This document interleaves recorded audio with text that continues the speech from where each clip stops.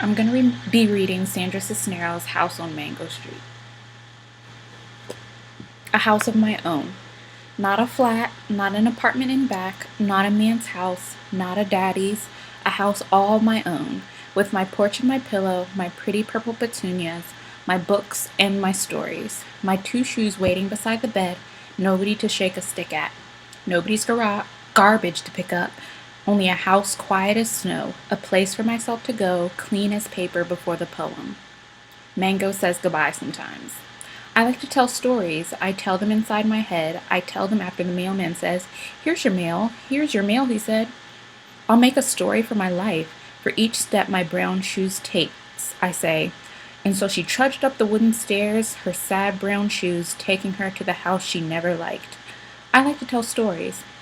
I'm going to tell you a story about a girl who didn't want to belong. We didn't always live on Mango Street. Before that, we lived on Loomis on the third floor, and before that, we lived on Keeler. Before Keeler, it was Paulina. But what I remember most is Mango Street. Sad red house, the house I belong but do not belong to. I put it down on paper, and then the ghost does not ache so much. I write it down, and Mango says goodbye sometimes. She does not hold me with both arms, she sets me free. One day I will pack my bags of books and paper. One day I will say goodbye to Mango. I am too strong for her to keep me here forever. One day I will go away. Friends and neighbors will say, "What happened to that Esperanza? Where did she go with all those books and paper? Why did she march so far away?"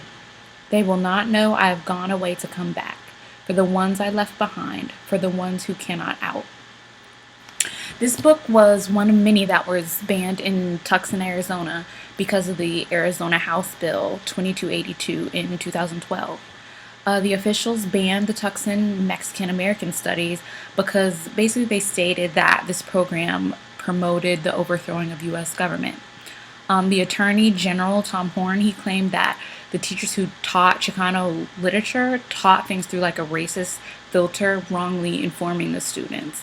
But in my personal opinion, I think that Sandra Cisneros did a great job, like with this book, and she talked about like a lot of topics like gender and sexuality, and a male-dominated society, low self-esteem, puberty. She talked about a lot of those things that like people go through, and like when you're younger and kids growing up, like they go through those things.